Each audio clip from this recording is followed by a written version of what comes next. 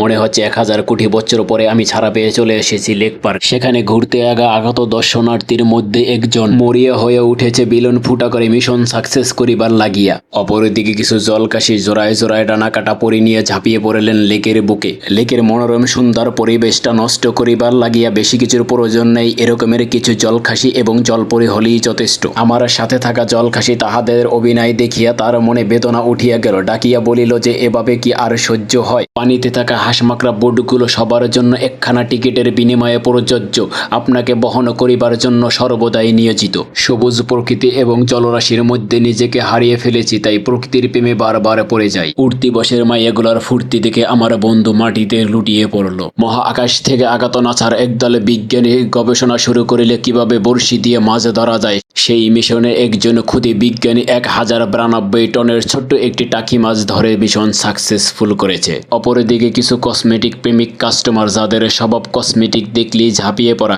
কারণ তাদের কসমেটিক দেখলে জিব্রাতে পানি এসে পড়ে। আল্লাহ হাফেজ, বাই বাই, দেখা হবে অন্য কোনো ভিডিওতে।